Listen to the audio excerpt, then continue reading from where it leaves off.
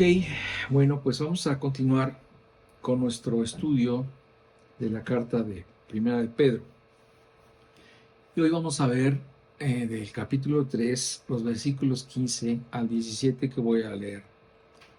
Dice así: sino santificad a Dios el Señor en vuestros corazones, y estad siempre preparados para presentar defensa con mansedumbre y reverencia ante todo el que os demande razón de la esperanza que hay en vosotros, teniendo buena conciencia, para que en lo que murmuran de vosotros como de malhechores, sean avergonzados los que calumnian vuestra buena conducta en Cristo. Porque mejor es que padezcáis haciendo el bien, si la voluntad de Dios así lo quiere, que haciendo el mal. Bueno, pues veíamos en el verso anterior que padecer por la justicia es un deber del justo. Y padecer por la justicia divina deriva en ser bienaventurado. En algunas Biblias, este término, bienaventurado, se traduce como feliz. Pero ser bienaventurado es algo más profundo. Implica la idea de ser lleno de gozo, pleno, completamente satisfecho, bendecido. Es disfrutar de una recompensa que viene de la mano de Dios.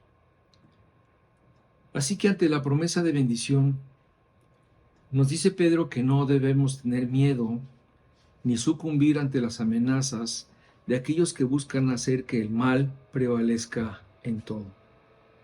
Antes, ¿verdad? Por el contrario, nos dice Pedro: santificad a Dios el Señor en vuestros corazones y estad siempre preparados para presentar defensa con mansedumbre y reverencia ante todo el que os demande razón de la esperanza que hay en vosotros. Es decir, aquí hay 4 cosas que debemos hacer. En vez de sumirnos en el miedo que a veces nos puede provocar el hecho de buscar el bien y la justicia y de enfrentarnos con aquellos que no quieren estas, lo que tenemos que hacer son 4 cosas, ¿verdad? Aquí nos dice Pedro: santifica a Dios en tu corazón, prepárate, presenta defensa de la esperanza que hay en ti, y haz esto con mansedumbre y reverencia. Santifica a Dios. Bueno, Pedro comienza diciendo precisamente esto: santifica a Dios.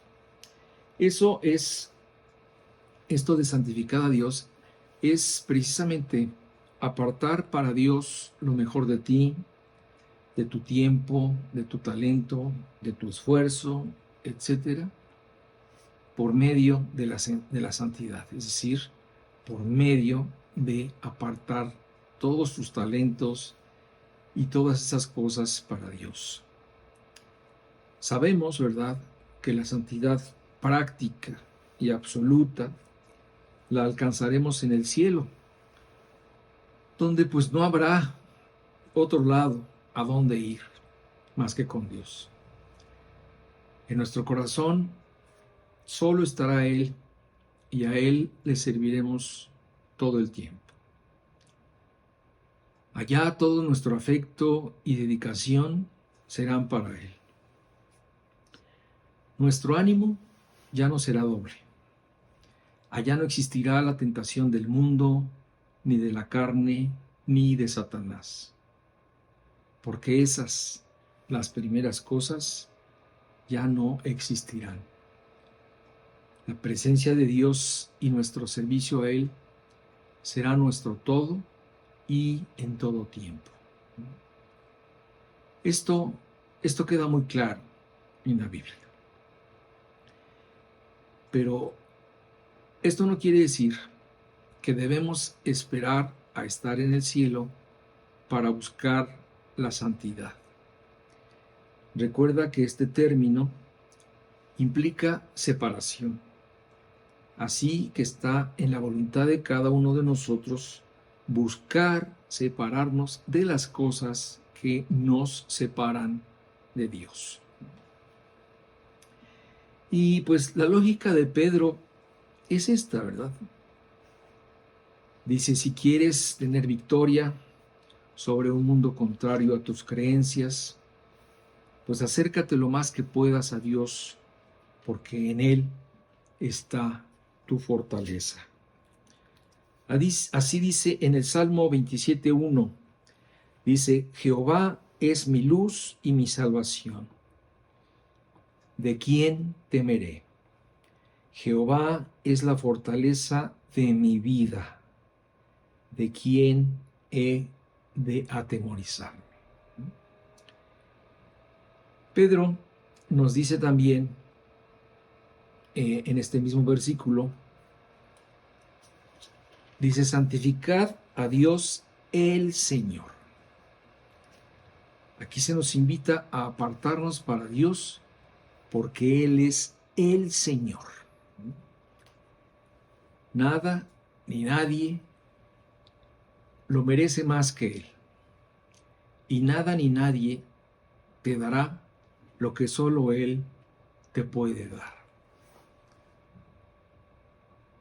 Algunas personas creen que creer es añadir a Jesús a tu vida como quien añade a alguien más en tu lista de gente que admiras y de la que puedes aprender algo. No han entendido que Jesús no es un invitado más, sino que Él reclama ser el Señor y el Rey, aquel que quiere mandar y dirigir tu vida. Y precisamente, este es el lugar que Dios le dio, y este es el lugar que le debes dar tú también en tu corazón. Recordamos esto que dice en Hechos 2:36, donde dice Pedro, ¿verdad? Dice, sepa pues ciertísimamente toda la casa de Israel que a este Jesús, a quien vosotros crucificasteis, Dios le ha hecho Señor y Cristo. Esto es lo que es Él. Y esto es lo que Él pretende ser también en ti. La frase completa es, santificad a Dios el Señor en tu corazón. Desde luego, entendemos, ¿verdad?, que Dios no se impone a la fuerza. El señorío sobre ti debe ser un deseo y una disposición de tu corazón. Y desde luego, sabemos que cuando estamos hablando del corazón, se nos está hablando en forma figurada del lugar donde se encuentran nuestros afectos, nuestras emociones y nuestras decisiones. Es decir, cuando Pedro nos está diciendo, santifica a Dios en tu corazón, está implicando todas las áreas de nuestra vida. Y además implica toda circunstancia. Es decir, no solamente tienes que apartar todas las áreas de tu vida para Dios, sino que además lo tienes que hacer en el tiempo de la adversidad, en el tiempo de la riqueza, en el tiempo de la pobreza, de la prueba o de la bendición.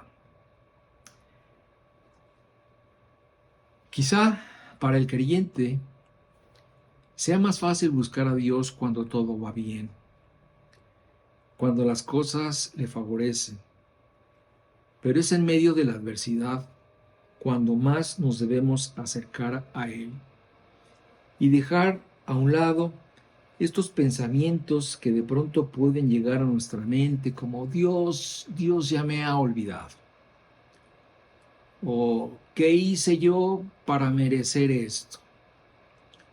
O el clásico, ¿por qué a mí?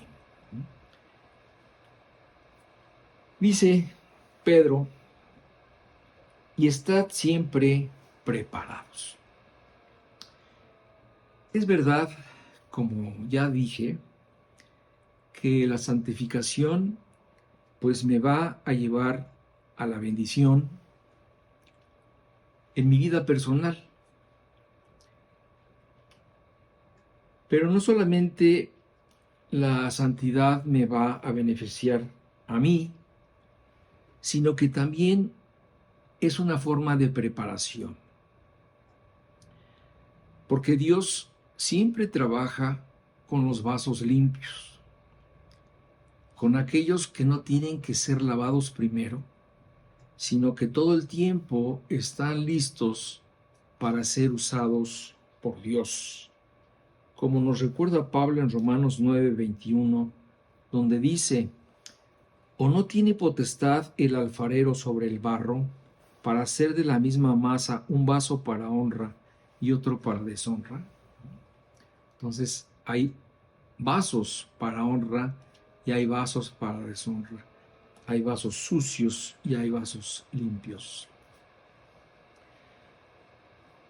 Aquel que busca la santidad busca estar listo siempre, no solo para recibir bendición, sino también para poderla compartir con los demás, con aquellos que en algún momento van a demandar de ti una explicación del por qué eres como eres y del por qué crees lo que crees. Esto puede pasar muy seguido. Algunos pueden dar testimonio de esto, ¿verdad? De que en algún momento la gente te pregunta qué contigo, ¿no? Y desde luego, todo creyente tiene la obligación de estar preparado para presentar defensa de su fe. No solo por medio de una vida santa, sino también a través del conocimiento. Desgraciadamente, te puedes dar cuenta que hay muchos que hablan de la Biblia, pero sin conocerla, sin siquiera haberla leído. Y esto es muy peligroso, incluso para los creyentes, ¿verdad? Porque su falta de contacto con la palabra los puede llevar a cometer muchos errores. Como lo advierte el mismo Pedro en su segunda carta, en segunda de Pedro 3:16, donde nos dice que hay, que en Pablo, ¿verdad?, en sus epístolas, hablando de ellas, de estas cosas, dice, entre las cuales hay algunas difíciles de entender. Es decir, Pedro no está hablando específicamente que en las epístolas de Pablo hay cosas difíciles de entender, lo cual puede pasar también en otras partes de la Biblia. Pero el punto aquí es que dice, las cuales los indoctos e inconstantes tuercen. Es decir, cuando tú no sabes o eres inconstante, ¿verdad? Se te olvidan las cosas y de pronto ya las estás torciendo. Dice, como también las otras escrituras, y la consecuencia es que esto puede ser para su propia perdición.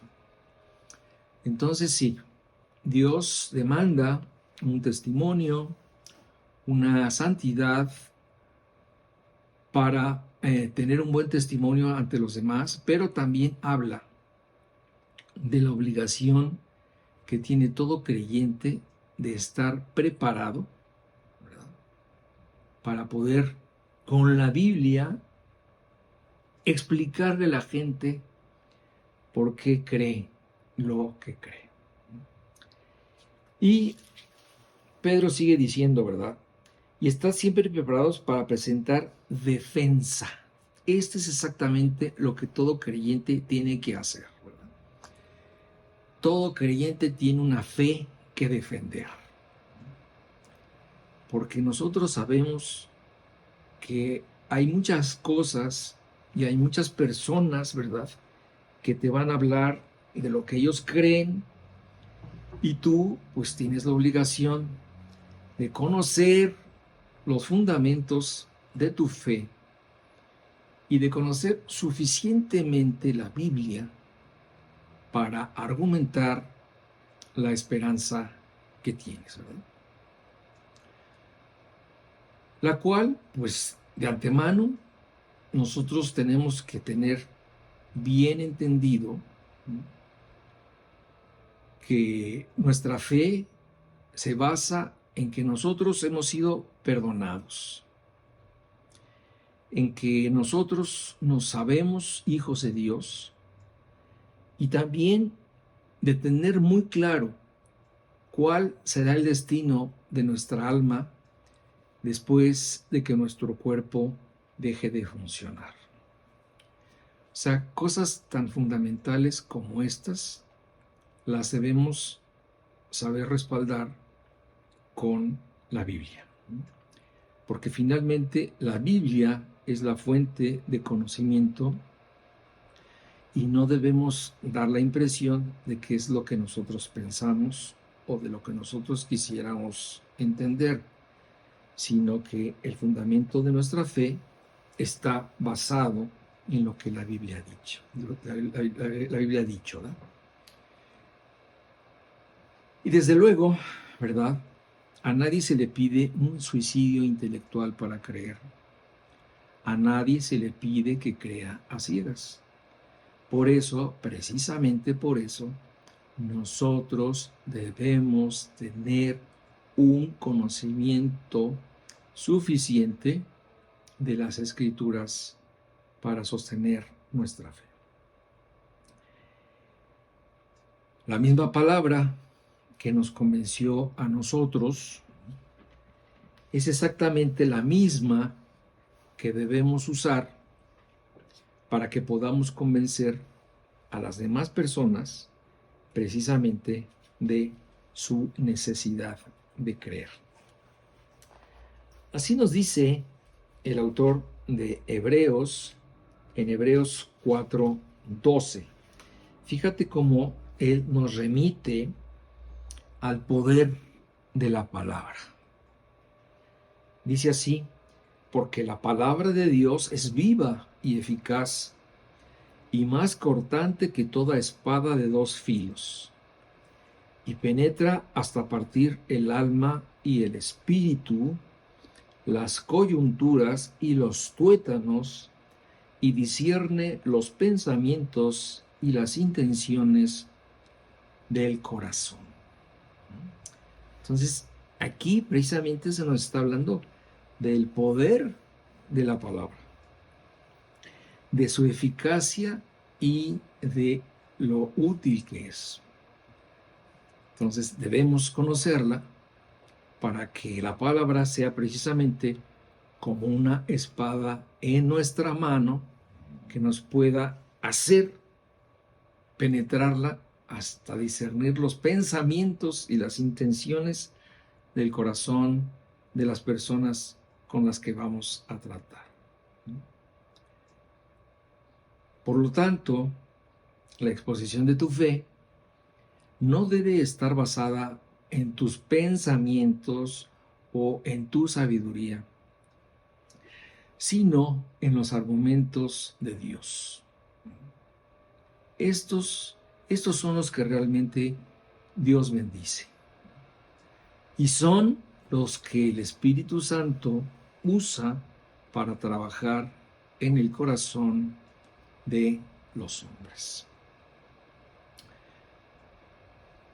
Dice así, ¿verdad? Entonces, dice que debemos estar siempre preparados para presentar defensa, y dice con mansedumbre y reverencia ante todo el que os demande razón de la esperanza que hay en vosotros. Este es un consejo también muy útil, no solamente la santidad, no solamente el tener conocimiento de la palabra, no solamente estar listo, limpio para presentar defensa, sino que además esta defensa de la esperanza que hay en ti debe contener dos ingredientes muy importantes: la mansedumbre y la reverencia.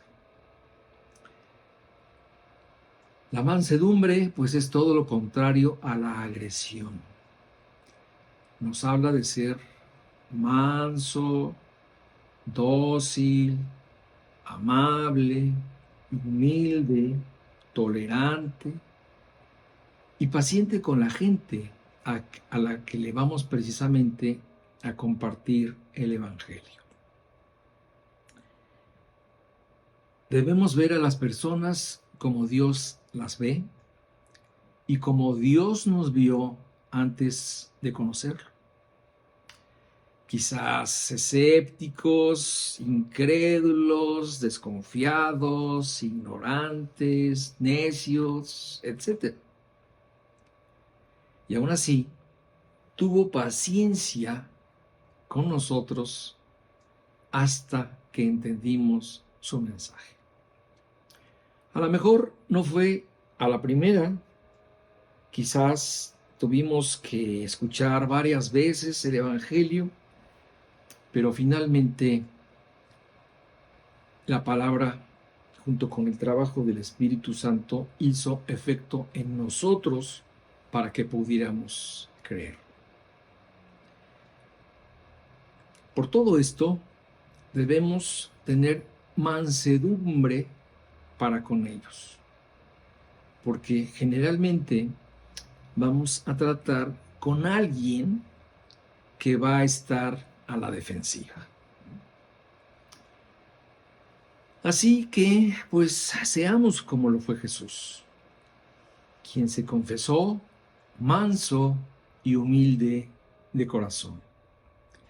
Como nos contó Pedro anteriormente en el capítulo 2, dice que a Jesús cuando le maldecían, no respondía con maldición, cuando padecía, no amenazaba, sino encomendaba la causa al que juzga justamente.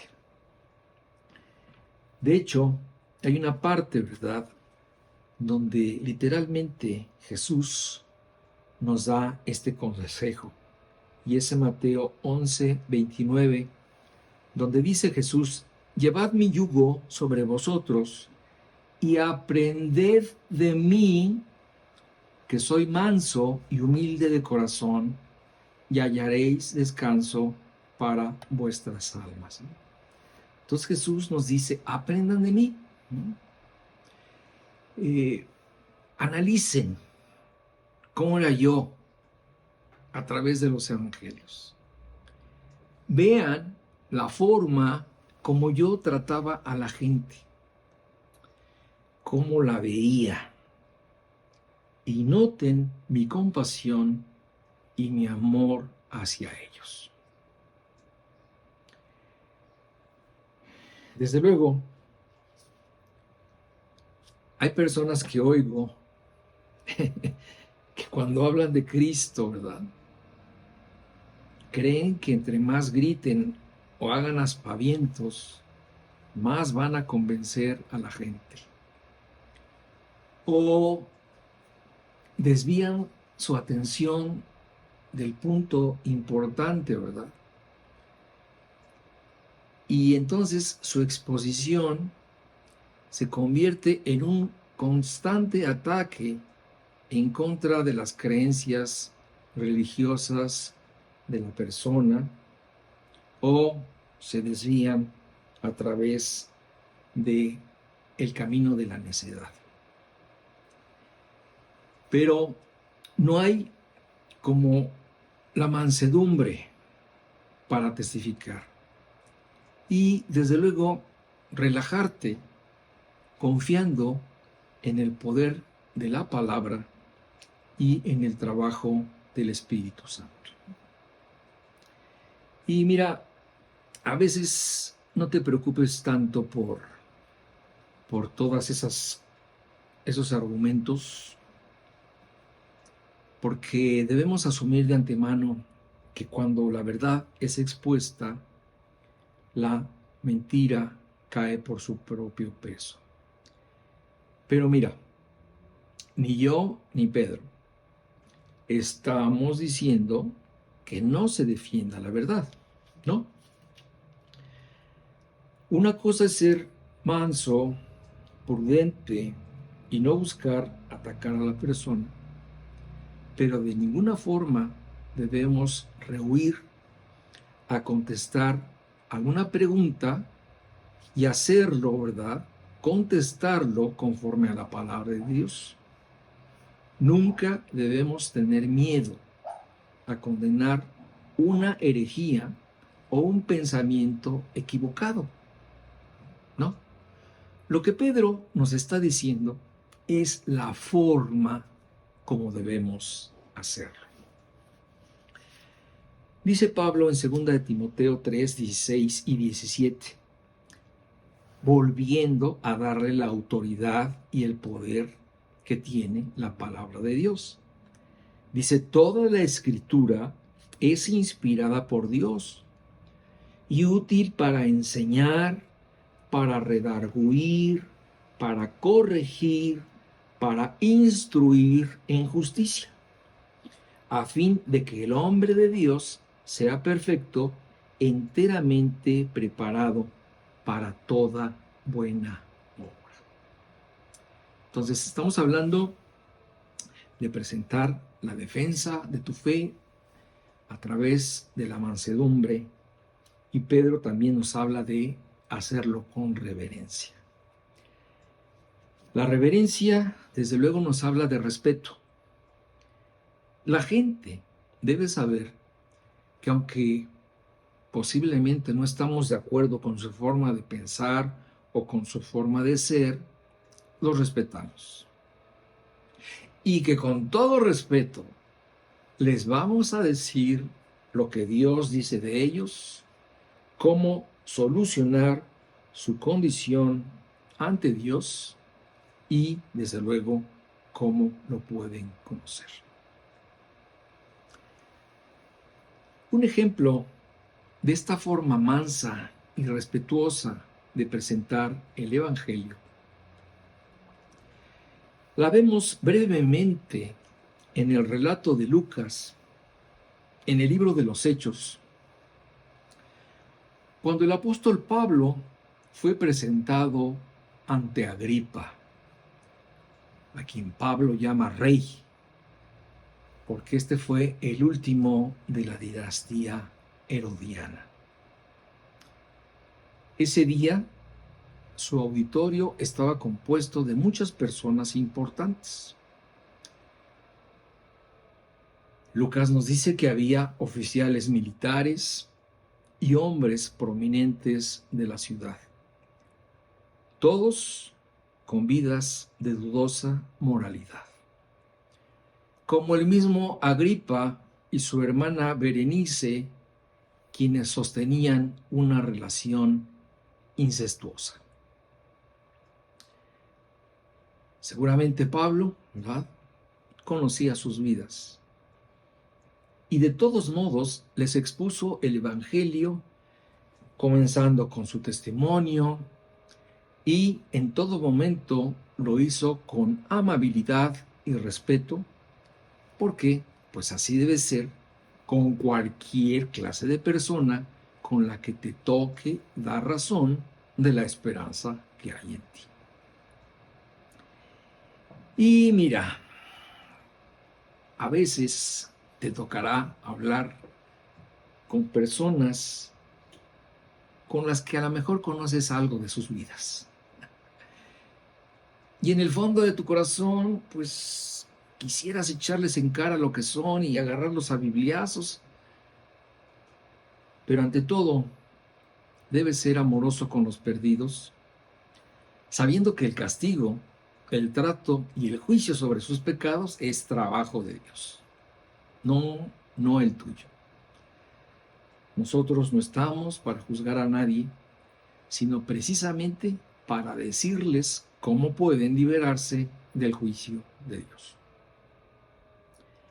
Bueno, si quieres conocer el relato completo de esta historia, de esta presentación de Pablo, de la exposición del Evangelio, pues lo puedes encontrar en los capítulos 25 y 26 del libro de los Hechos.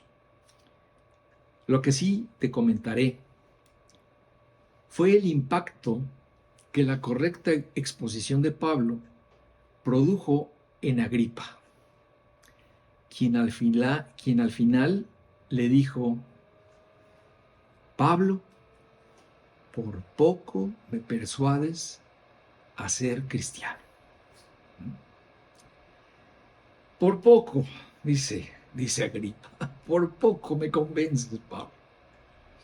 Y desde luego, pues no sabemos qué pasó con Agripa. No sabemos si más tarde, pues la semilla que sembró Pablo en su corazón trajo fruto.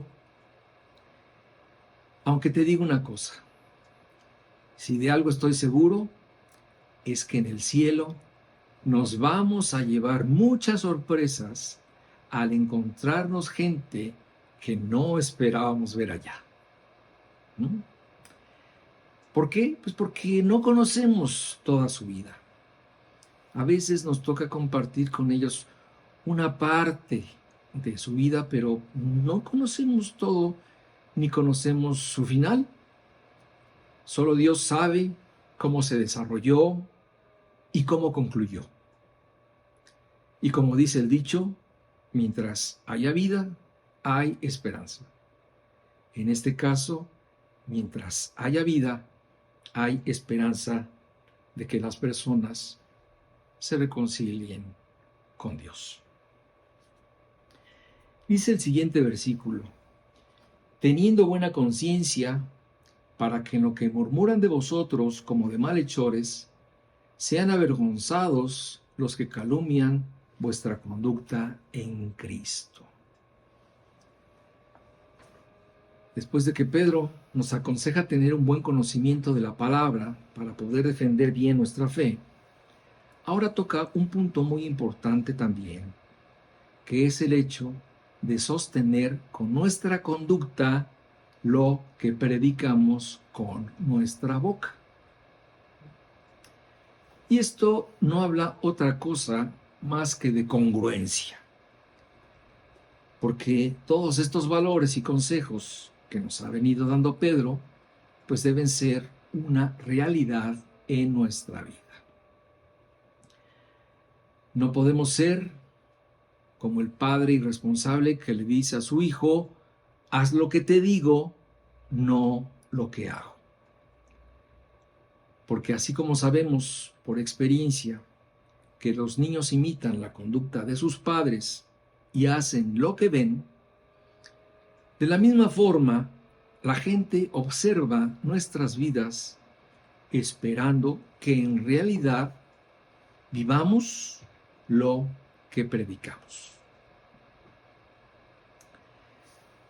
Por el simple hecho de haberte identificado ante ellos como un creyente y de haberles dicho que Cristo mora en ti y que Él está cambiando tu vida,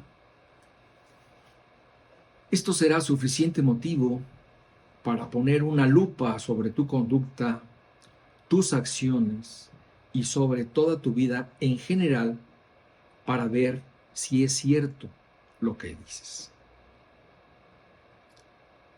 Por eso, muchos creyentes que saben que esto puede suceder, prefieren pues no identificarse como creyentes.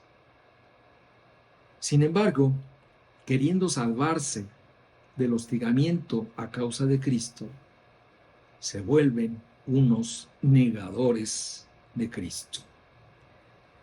Dice en Mateo 10, 32 y 33, dijo Jesús: a cualquiera pues que me confiese delante de los hombres, yo también le confesaré delante de mi Padre que está en los cielos.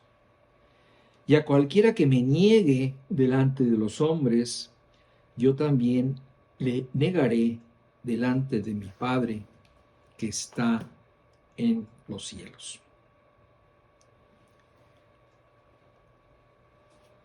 El creyente que dice conocer a Dios y seguirlo, nunca estará exento de murmuraciones y calumnias alrededor de lo que dice y hace. Siempre estará bajo un riguroso escrutinio. Y no sé si te has preguntado por qué,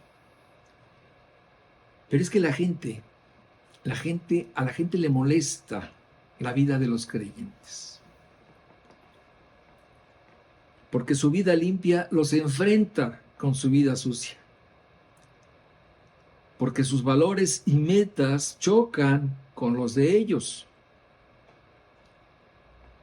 porque para acabar pronto no están de acuerdo contigo. Por eso, su observancia hacia ti no va en razón de imitarte, sino precisamente de ver el momento en que caigas o falles para que entonces su mala conciencia se calme y ya no los acuse más. Así precisamente le pasó a Jeremías. En su calidad de profeta, pues denunciaba lo que estaba mal, decía pues únicamente lo que Dios le comunicaba, y por lo mismo siempre lo que decía que iba a suceder pasaba. Él nunca se equivocaba.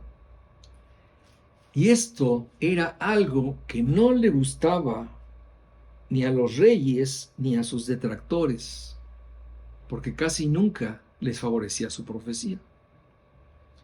Por lo mismo, los ojos de todos estaban sobre este profeta, para ver en qué momento fallaría y entonces poderse vengar de él. Dice precisamente en Jeremías 20:10 lo siguiente. Dice, es el testimonio del propio Jeremías. Dice, porque oí la murmuración de muchos, temor de todas partes. Denunciad, denunciémosle. Todos mis amigos miraban si claudicaría. Quizás se engañará, decían, y prevaleceremos contra él y tomaremos de él nuestra venganza.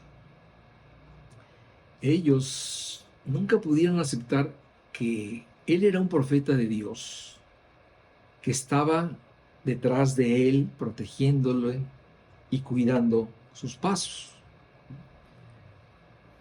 Por eso Jeremías continúa diciendo, mas Jehová está conmigo como un poderoso gigante. Por tanto, los que me persiguen tropezarán y no prevalecerán.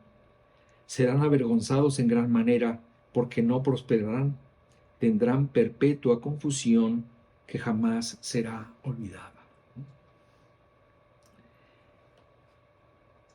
Esta forma congruente de ser es tener una buena conciencia, la cual si mantienes, pues hará que los demás que te calumnien, diciendo que eres un hipócrita, un falso y malhechor, solo se avergüencen cuando les demuestres con tu buena conducta que ellos están equivocados en sus juicios.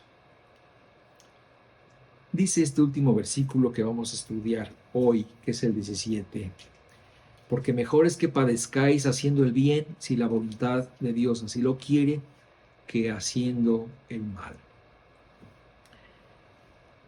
Jesús dijo algo que todo creyente debe tener siempre presente.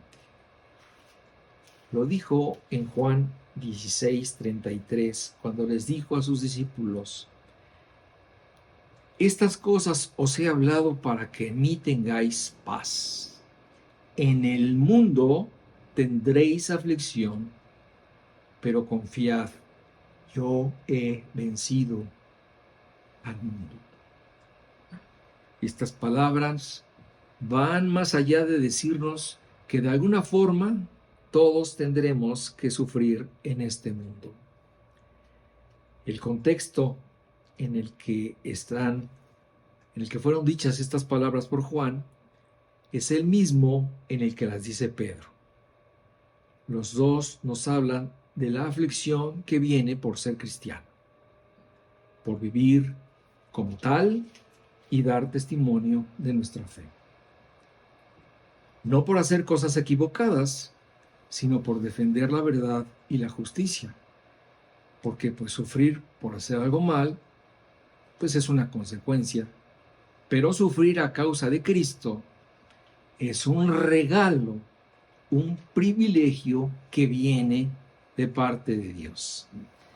Dice así en Filipenses 1:29, pues a ustedes se les dio no solo el privilegio de confiar en Cristo, sino también el privilegio de sufrir por Él.